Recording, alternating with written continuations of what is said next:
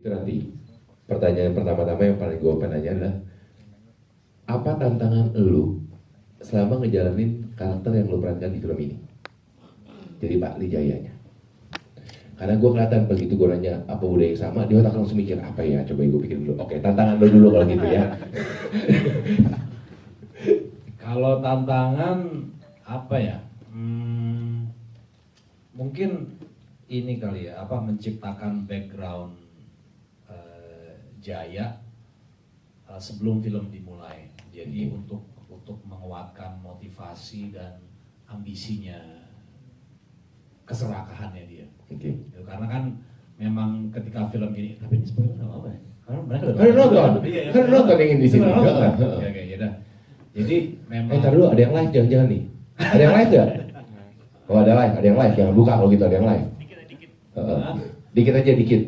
Iya kan, maksudnya kan karakternya Jaya kan memang penuh dengan dia agak-agak misterius kan. Di awal film, enggak misterius. Di awal film memang dia ditunjukkan apa adanya. Orangnya sangat leading Raga ke arah yang seharusnya keturunan Aditya itu arahnya ke situ. Namun di tengah-tengah itu dia justru kelihatan seperti orang yang berbeda gitu. Jadi tantangan terbesarnya adalah itu. Jadi Jaya ini siapa? Karena saya baca skenario dari awal sampai act 2 lah gitu. Itu dia dari babak 1 sampai babak 2 dia itu masih seperti Jaya yang sesuai deskripsi, tapi masuk di act 3 itu tiba-tiba dia jadi orang yang saya sebagai pembaca skenario waktu itu nggak saya kenal gitu. Jadi tantangannya adalah menciptakan background Jaya, kenapa dia bisa seperti itu, dan itu sebenarnya salah satu tantangan. Itu kenapa alasan kenapa saya mau mengambil peran ini. Gitu. Karena kan selama ini selalu jadi orang baik-baik itu gaji buta soalnya gampang banget gitu. Jadi orang jahat kan susah tuh, kan jauh banget. Jadi memang sedikit banyak itu harus kuat. Jadi ketika dia ingin dia sampai gitu keserakahannya, ambisinya itu bisa jelas dengan dialognya dia yang terakhir sampai kenapa Jaya itu seperti itu, kenapa dia haus banget akan darah Aditya gitu, kenapa dia menganggap Aditya itu dia memandang Aditya itu sebelah mata gitu loh. Itu sih. Itu sebenarnya kenapa alasannya akhirnya lo mau ngambil, dan juga tantangannya bagaimana caranya untuk building the karakter yang ada dalam mindset itunya. Nah, tapi kemudian tadi pertanyaan pertama gue sebenarnya, karena gue udah berikan kesempatan untuk berpikir kira-kira budaya sama apa antara Klinik Bali dan juga dari Kejawen itu sendiri. Kalau di Bali itu kan sebenarnya kan gue nggak pernah tinggal lama di Bali. Iya. Paling lama itu palingan 10 hari, itu juga ada endorse hotel. Promoter subuh kalau hotel-hotel mau lagi gitu. Jadi itu bagi dong. Jadi emang gue tuh tapi selalu nonton dari kecil tuh budaya ogoh-ogoh. Kalau lagi nyepi, malam sebelumnya itu ada saudara-saudara ngebikin boneka yang ukurannya itu mungkin berapa ya, 1:10 lah, gede banget gitu dibandingin manusia gitu, dari kertas kayak bikin layangan hidup, tapi bentukannya raksasa gitu, terus dibakar gitu. Dan itu memang sering banget menyaksikan saudara-saudara itu yang kesurupan ketika lagi itu. Makanya pas melihat pertama kali dengar deskripsinya Ruben lewat visionary-nya dia, bentukannya gendro seperti apa, sebenarnya itu rada-rada banyak kemiripan sih dengan ogoh-ogoh yang sering gue lihat ketika gue masih kecil, gue nonton bentuknya, karena itu kan terjemahannya para saudara-saudara yang bikin ogoh-ogoh itu kan. Jadi buat gue mengimajinasikan sendiri bentuk genderuwo raksasa seperti apa, gue nggak bisa. Tapi karena gue selalu melihat bentukannya seperti itu, dan ketika gue dengar dari Ruben, oh ya ternyata ternyata gini ya bentukannya ya, dan memang rada mirip. Orang-orang Indonesia itu selalu mendeskripsikan raksasa, monster itu bentukannya ya pasti ada taring di gigi, kayak kartu sekarang. Senyum dong. Sedap. Oke, jadi kita ada taring, ada tanduk, gitu. Tunjukin dong.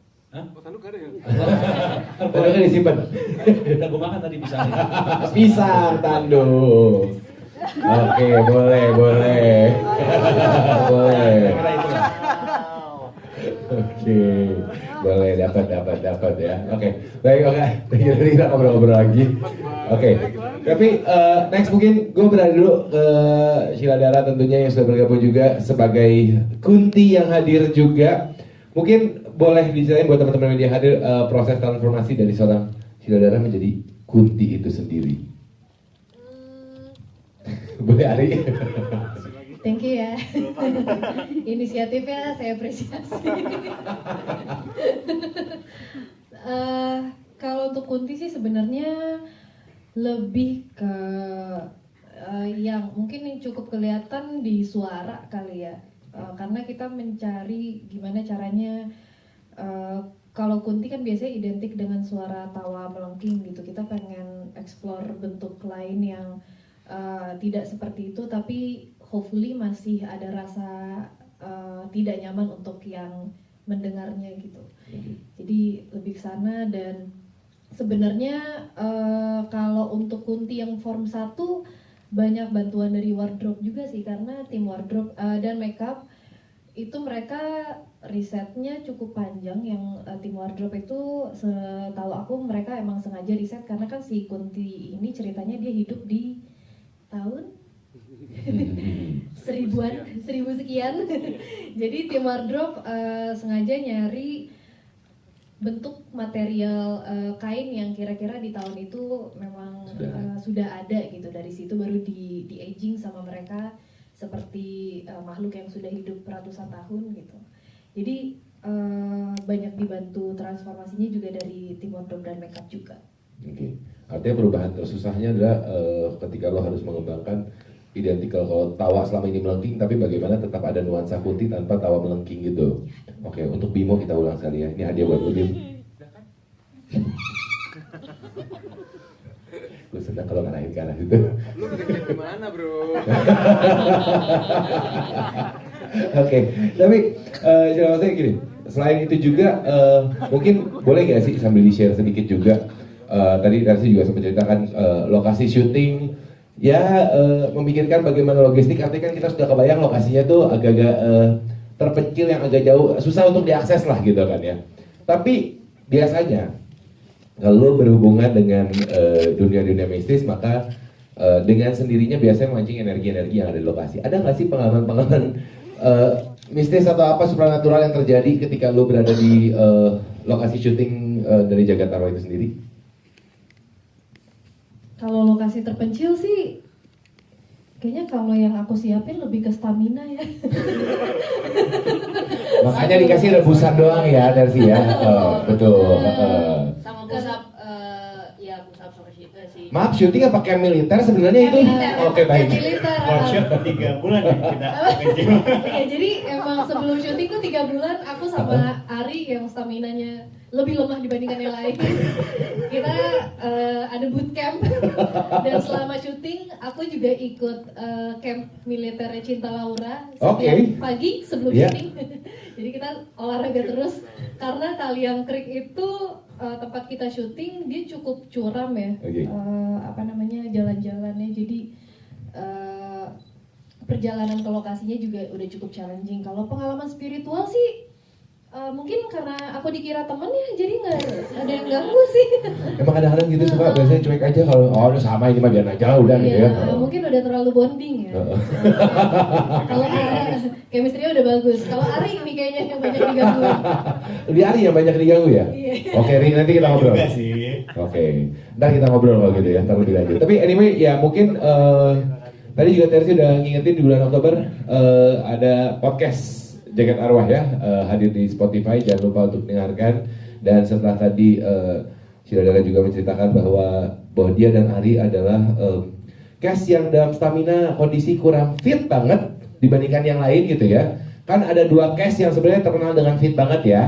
Yang lagi duduk belakang sebenarnya perasaan deg-degan gitu ya, sama yang kebetulan hari ini nggak bisa hadir ya kan, Cinta Laura dan juga Gerindra Bimo. Nah, kita tanya sama Bimo gitu sekarang. Mau? Udah, fokus ke depan aja. Kalau Cinta bukan fit, dia guru olahraga. Guru olahraganya ya. Certified guru olahraga. Certified. Tapi anyway, sebelum nanti kok mau nanya sih, karena kalau diperhatikan ya meskipun orang sudah tahu seorang Gerindra Bimo adalah seorang yang menjaga kesehatan banget, pola hidup sehat, rajin olahraga gitu ya. Tapi kan ada beberapa bentuk postur tubuh yang harus lebih dijadiin lagi kalau nggak salah ya buat film ini. Dikembangkan. Di muscle lebih bulky gitu. Iya, cuman preparationnya nggak ada preparation khusus sih. Jadi Oke. emang cuman pas lagi syuting itu bener kata Sheila tadi, ngelanjutin kata Sheila. Jadi kami juga emang ada camp yang diinisiasi oleh seorang Cinta Laura yang jadi kayak kebiasaan dalam tanda kutip wajib. Wake up. Kita workout. Ya, gitu kan. Sorry ya Cinta, tapi karena Cinta Laura kita semua jadi sehat. Yaudah. Thank you ya Cinta. Kalau kita orang yang minta ya udah manut yuk orang kita olahraga ya gitu ya. Oke. Sekarang kita udah terhubung sama Cinta ya. Cinta Silakan. enggak ada. Oh mulai berasa acara tali kasih kalau gitu ya. Oke. Tapi oke. Jadi artinya sebenarnya ya maksudnya emang akhirnya mau nggak mau because of the pandemic akhirnya kalian juga di bubble karantin kayak begitu, udah gitu emang pola hidup sehat dijaga, olahraga juga makin dijaga. Kebetulan circle-nya juga sehat kan. Circle-nya Kita bisa sehat. bawa circle-nya jadi sehat. Plus tadi Encim bilang kan untuk syuting ini makannya rebus-rebusan. Jadi Betul. badannya mungkin Jadi lebih bulky gitu, lebih fit ya. Oke, tapi anyway, kita ngomong soal Drew. Karakter ini kan maksudnya bisa dibilang bahwa dengan peran yang apalagi dengan cara ngomong, suaranya gitu kan sebenarnya kan berbeda dan bisa dibilang unik. Dan ya buat as a horror ya emang nyeremin gitu kan. Nah, mungkin bisa di-share nggak sih, apalagi kan benar, lu cuti pakai taring palsu kan? Iya, Maksudnya? pakai gigi palsu di bawah sama soft lens. Sama soft lens. Full, Itu kan setengah mata tuh. nggak semenyenangkan itu ya untuk Iya. dilakukan ya pastinya gitu kan. Nah, mungkin bisa diceritain pengalaman apalagi kalau nggak salah waktu itu sempat lu share juga proses transformasi seorang Gerindra Bimo menjadi Drew itu kan sempat lu share juga di sosial media kan. Iya bener kata Sheila juga nih, sambil nambahin yang tadi, kita kan kolaborasi kan semuanya, jadi Tapi nggak mau nengok belakang, tapi nengok ke depan aja. lu diputihin, gue dihitemin kan. Bedanya Betul. kalau dia kan apa tuh, tepung beras Rose Brand kan. sorry. Dia tepung beras Rose Brand, gue versi hitamnya gitu. Cuman ya ketika kita ngomongin soal dunia seni peran, saya percaya banget kata-kata ini adalah dunia kolaborasi. Jadi kolaborasinya harus terjalin antara tim wardrobe, tim make up, begitu juga dengan departemen penyutradaraan dengan pemainnya gitu. Jadi ketika dikasih tanggung jawab, ketika kita sudah setuju dengan bentuk luarnya atau apa ya, eksternalnya gitu, kayak kelihatannya seperti apa gitu, butuh gigi, butuh make up sama silikon 3 jam sebelum syuting, pakai soft lens, begitu juga dengan Muhammad kan pakai soft lens warna hitam. Gua ambil lu biar nanti lu gak bisa ngomong. diambil coba. Iya, kita semua nggak ada yang protes akan hal itu karena kami semua udah sepakat untuk satu bentuk yang disetujuin gitu, dan universe-nya juga mengiyakan untuk hal itu. Jadi nggak ada masalah sih. Cuman kalau ditanya nyaman atau enggak, ya paling matanya pegel, terus duduknya 3 jam sebelum syuting kadang-kadang pegel. Terus kalau ditemin, gue lebih kasih ngeliat tim make up-nya sih yang lebih niat nempelin silikon, ngasih warna hitam sebadan gitu kan. Jadi 3 jam persiapan untuk jadi Drew di warna hitam, ditemin, beres syuting, dibersihin juga kurang lebih 1,5 jam, 2 jam. Buat ngebersihin doang ya. Iya, jadi kurang lebih sekitar 4 jam. Dan Encim cuma ngasih ayam rebus, kebayang gak sih? Tetap dibahas. 3 ekor Tiga ekor lumayan loh itu loh. Banyak ya.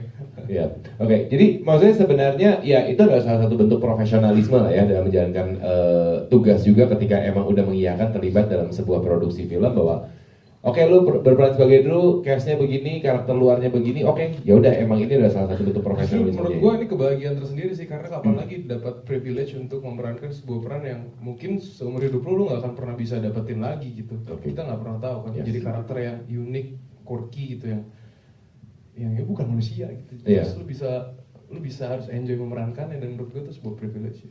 Oke. Tapi benar nggak sih kata kalau Jim kan tadi bilang kan bilang kalau Bimo tuh kalau bisa ngambil peran yang lebih jauh banget yang aneh-aneh gitu kan ya. Enggak sih, sebenarnya ini juga hal yang didiskusikan juga sama Oka waktu itu. Jadi kalau bisa ngambil peran yang emang bisa mengasah kemampuan actingnya, jadi bisa peran apa aja, nggak harus yang jauh. Kadang yang deket, makin dekat justru makin susah juga untuk Untuk memisahkan karakter mana Gani dan Bimo dan mana karakter yang diperankan sebenarnya.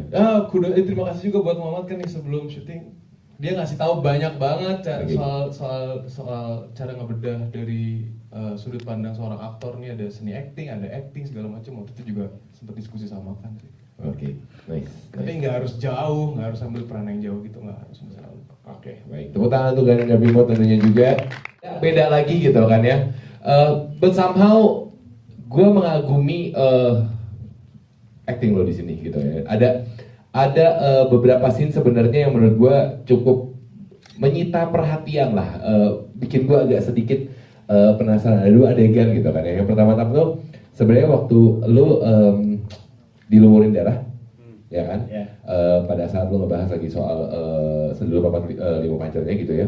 Dan yang kedua itu adalah adegan di tengah gurun. Iya. Oke. Nah, maksudnya yang lo ditarik sama monster, oke, ya kan, dijelaskan kayak pakai bawa. Effort nggak sih syutingnya seperti apa sih buat seorang Ari? Waduh. Halo teman-teman, selamat sore. Terima kasih banyak sudah hadir. Jadi adegan yang di pasir dan juga yang lumurin darah itu sulit banget sih. Karena yang di darah itu gue dilumurin itu udah sekitar 5:30 sore kalau nggak salah. Udah lumayan sore gitu ya, dan kita harus take adegan itu di waktu itu juga gitu. Yeah. Jadi harus cepet-cepet ganti look gitu, karena kan ada 2 gue kan di situ kan. Yeah. Satu yang merah, satu gue yang biasa gitu. Nah itu gue harus cepet-cepet mandi dulu buat ganti karakter gue yang raganya gitu. Dan yang pasir ini menarik banget karena anak artnya tuh ngegali gitu di pasirnya, kayak bikin kotak gitu, kayak bikin apa ya, akuarium gitu di bawah pasir, dipasangin kayu gitu untuk gua bisa masuk ke dalam situ. Okay. Dan narik stand-in gua Yeah. dari atas gitu. Okay. Dan itu lumayan sulit sih, pasirnya kena mata, semua badannya angin, panas, terus berdua dikasih kayak lem gitu buat pasirnya Biar nempel nempel, gitu, muka-muka dan semuanya gitu. Oke. Jadi itu adegan yang gila sih, Sedulur Papat Lima Pancer itu menantang banget gitu. Oke. Dan menurut maksudnya gini, ya sekaligus juga sih. Ini kan akhirnya dari tadi kan omongannya sambungin dari Sheila ke Bimo, Yeah. kita tarik-tarik kan ya. Tapi apakah setuju dengan perkataan bahwa memang lu sebagai aktor pun ya itu udah tantangannya ketika terutama bentuk profesionalisme, emang lu udah tahu apa yang harus lu lakukan. Akhirnya menjadi sebuah kenikmatan tersendiri kah ketika lu melakukan adegan itu? Betul sih, karena gue suka menantang diri gue gitu loh untuk bisa ngelakuin apa yang gue nggak bisa lakuin gitu sebelumnya gitu. Luar biasa. Karena gue mencari Militer camp kan. Karena gue mencari pengalaman yang belum pernah gue lakuin sebelumnya gitu. Karena gue nggak pernah masuk ke dalam pasir gitu, terus Betul. narik diri gue sendiri dalam pasir gitu. Ya. Itu pengalaman yang baru buat gue, dan gue suka untuk menambah pengalaman baru di hidup gitu, momen-momen gitu. Oke. Termasuk pengalaman-pengalaman kalau nggak salah di sosial media juga pengalaman supranatural, pengalaman mistis juga lu share kan? Gue share. Ada apa yang terjadi selama syuting? Ada. Sekali waktu syuting, sekali waktu workshop. Oke. Taruh. Jadi waktu syuting itu yang tadi kalian teman-teman udah nonton, yang adegan yang gue bilang, Pak, ada Sukmo datang ke rumah. Nah di rumahnya Sukmo, di kamar Raga itu kan ada tirainya tadi kan. Di bawah tirai kan masih ada gap. Ya. Gue tuh ngeliat ada kaki lewat gitu. Kaki ngelewat kayak dansa, 2 pucet kakinya. Dan ngelewatnya tuh dia bukan keluar rumahnya, bukan ke arah keluar, tapi ke arah tembok. Kamu dan ya? di sana katanya Dia Ri. lu ternyata mana sih? Lagi bilang-bilang. Oke. Dan So- kenapa gue tahu itu bukan kru dan pemain, karena semua kru dan pemain itu disuruh out dari rumah itu. Karena adegannya kita keluar dari rumah dan Oh, kamera dua-duanya depan rumah gini, terus di belakang semua, jadi Oke. gue sendiri dalam rumah itu yang gue keluar dari rumah tuh. Yang ada semua meninggal. Iya. Nah itu segelap itu, gue ngeliat kaki. Nice. Kalau jawaban kita cuma nice. Nice. Dan gue gak cerita malam itu juga ke semuanya. Gue ceritanya besok. Iya, gue cerita kan malam itu ya. Gue cerita dulu ya. Mas, kayaknya ada yang kaki di bawah. Syuting dulu aja ya. Boleh, beresin dulu syutingnya boleh. Oke, ya mungkin itu kode-kode aja. Hai, kita juga dari sini loh, gitu. Bestie gue dari koper kayaknya. Oke, baik. Mungkin sekarang kita kasih kesempatan buat teman-teman media buat bertanya. Silakan. Hai, selamat sore buat kamu yang udah bilang aku lembek. Sangar dulu awalnya, Pak. Sangat tapi lembek. Kalau ngomongin soal kontrasnya sama kepribadian aku sehari-hari, mungkin ini yang disebut sama universal truth kali ya. Jadi emang mungkin dari bentuk luarnya emang menyeramkan, cuman kalau udah kenal mungkin banyak yang bilang kalau gue aslinya Hello Kitty gitu. Jadi mungkin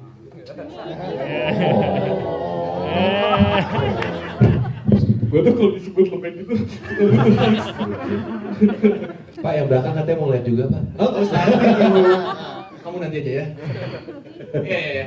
Mungkin itu bagian dari universal truth gitu kan. Jadi apa yang saya rasakan sebagai manusia bisa dibawa karakternya ke karakter yang sedang diperankan gitu. Kebetulan memerankan karakter Drew yang mungkin observasinya nggak bisa 100% ketika kita mengobservasi orang pada umumnya gitu kan. Saya nggak mungkin interview genderuwo dengan 100 pertanyaan dan saya nggak mungkin ngelihat kehidupan dia sehari-hari punya perasaan atau enggak ya. Emang berani kalau lihat. Enggak. Berani dong. Tulis berani ya teman-teman.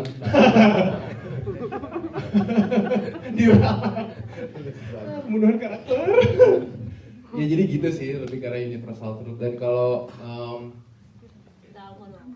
iya ya, jadi salah satu yang bikin saya ada kedekatan banget sama karakternya adalah ketika bikin ID kecil, mulai dari mendengus, mulai dari nafasnya, mulai dari gestur sebelnya. Jadi ketika dia dikasih ruang untuk pujian, dia akan ekspresif gitu. Dia dikasih ruang untuk marah, dia akan deliver dengan marah. Padahal sebenarnya dia nggak marah, emang cara untuk mendeliver emosinya dia nggak tahu kadarnya gitu.